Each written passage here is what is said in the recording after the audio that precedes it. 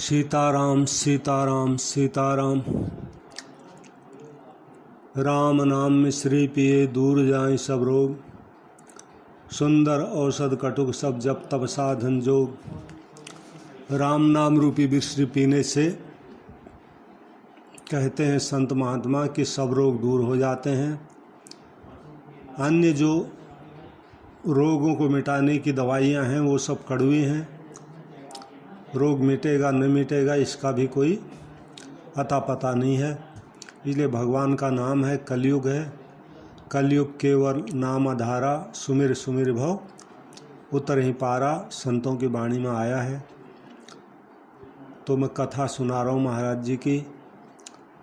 तो कथा कहानी का जो शीर्षक है वो है विलक्षण अतिथि सत्कार। विलक्षण अतिथि सत्कार। तो महाराज जी की भाषा वाणी में है, विष्णु कांची में दामोदर नामक एक जो है ग्रामीण गरीब ब्राह्मण रहते थे।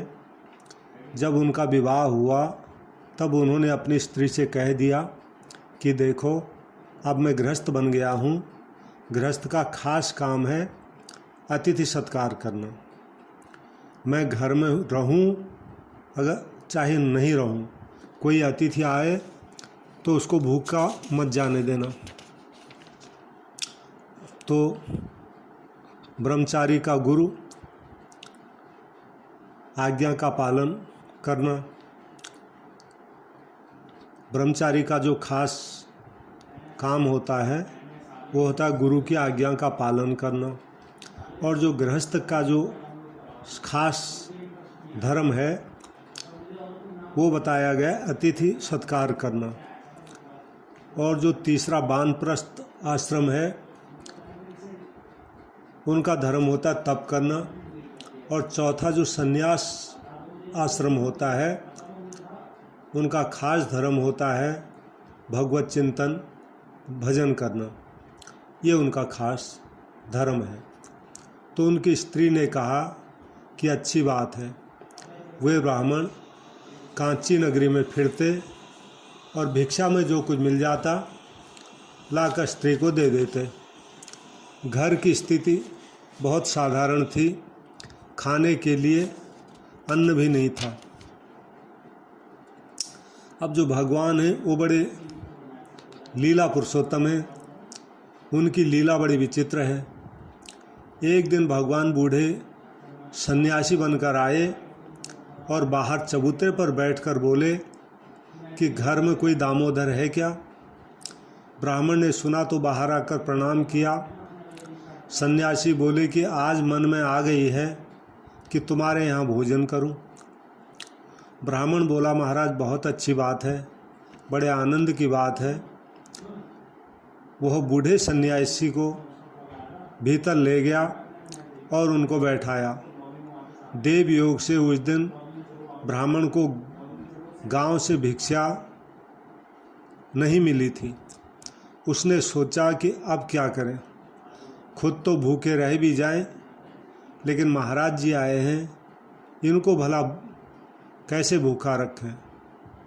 घर में कोई संपत्ति भी थी नहीं, केवल फटे पुराने कपड़े और बर्तन, गोपी चंदन, टूटी हुई चटाई, ये घर की सामग्री थी।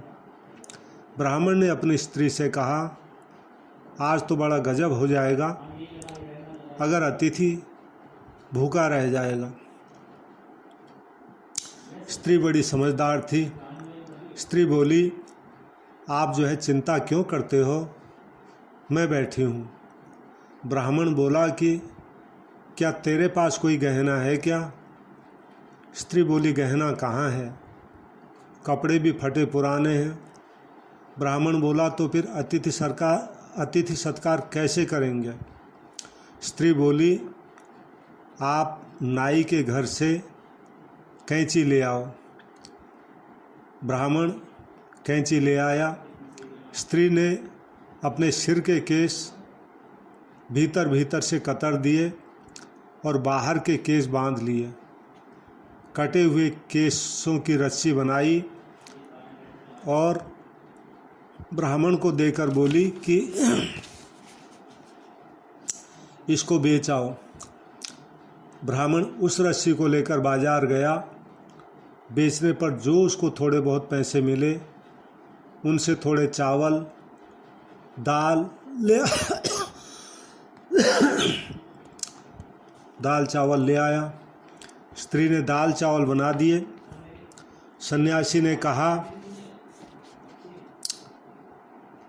सन्यासी को कहा कि महाराज रसोई तैयार है, भोजन करो। महाराज बैठ गए। ब्राह्मण केले का पत्ता ले आया, उस पर भोजन परोस दिया। महाराज अब भोजन पाने लगे। उन्होंने पत्तल में भोजन का एक दाना भी नहीं छोड़ा।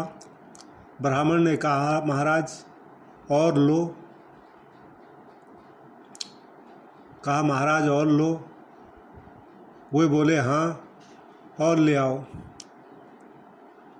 तो ब्राह्मण ने बचा हुआ जो भोजन था सारा भोजन उनको परोस दिया। महाराज ने सब पा लिया। बोले कि बस अब मेरी तृप्ति हो गई है। फिर बोले कि भाई बूढ़ा शरीर है, आज कहाँ जाएंगे, हम तो आज रात यहीं रहेंगे। ब्राह्मण ने कहा महाराज आप यहीं विराजें। महाराज दिन भर वहीं रहे। दिन की बात थी। अब सायं हुई तो बोले कि बस दाल चावल बना लेना, आप ज़्यादा वस्तु की ज़रूरत नहीं है। ब्राह्मण बोला कि ठीक है महाराज। ब्राह्मण की स्त्री ने सिर के बाकी जो केश थे वो भी काट लिए, उनको बेचकर महाराज के लिए दाल चावल बना दिया। महाराज ने पूरे दाल चावल खा लिए, उसमें से कुछ भी छोड़ा नहीं। फिर महाराज बोले रात को अब हम कहाँ जाएंगे, हमारा कोई मकान तो है नहीं, बूढ़ा शरीर है, आज हम यहीं रहेंगे। ब्राह्मण बोला कि हाँ महाराज आप यहीं विराजें। तो चटाई का एक टुकड़ा था, उसको ब्राह्मण ने नीचे बिछा दिया। महाराज उस पर लेट गए। अब ब्राह्मण महाराज जी के चरण दबाने लगा। थोड़ी देर में महाराज को नींद आई। उनके चरणों के एक तरफ ब्राह्मण सो गया और एक तरफ ब्राह्मण की स्त्री सो गई। जब वे दोनों सो गए तब बाबा जी जाग के बैठ गए। उन्होंने आशीर्वाद दिया कि तुम्हारे केश ठीक हो जाएं, तुम्हारे कपड़े बढ़िया हो जाएं और तुम्हारे गहने हो जाएं और धन धान्य से तुम्हारा भंडार भर जाए आदि आए। ऐसा आशीर्वाद देके वो अंतर्ध्यान हो गए। अब स्त्री की नींद खुली तो देखा कि हाथों में गहने हैं, सुंदर वस्त्र हैं, सिर पर केश भी आ गए हैं। उसको बड़ा आश्चर्य हुआ कि ये क्या तमाशा है। उसने पति को जगाया। ब्राह्मण ने उठकर देखा कि बाबा जी नहीं हैं, तो बाहर भागा कि बाबा जी कहाँ गए, बूढ़ा शरीर है, आखिर कैसे गए होंगे। स्त्री ने कहा आप देखो तो सही, अपनी तरफ देखो, घर की तरफ देखो। ब्राह्मण ने देखा तो अब वे रोने लगे। महाराज हमने आपको पहचाना नहीं, हमारे से आपकी सेवा में कितनी त्रुटि हो गई, हम अनजान थे महाराज, हमें क्षमा करो। ऐसे जब दीन भाव से ब्राह्मण पुकार रहे थे, भगवान से रहा नहीं गया। भगवान प्रकट हो गए और दोनों से बोले कि तुम्हारे भोजन में से तुमने जो मुझे भोजन कराया मैं उससे बहुत तृप्त हुआ। अब तुम खूब अतिथि सत्कार करो, फिर अंत में तुम दोनों मेरे धाम आओगे। सीताराम सीताराम सीताराम। मंगल करनि कलिमल हरिनि तुलसी कथा रघुनाथ की। गतिकूर कविता सरित की, जो सरित पावन पाथ की। प्रभु सुजस संगति भनिति भली हो, यही सुजन मन भावनी। भवंग भूति मसान की, सुमिरत सुहावनी पावनी। कथा चाहे भगवान की हो चाहे संत की है, सब कल्याण करने वाली है। श्यावर रामचंद्र की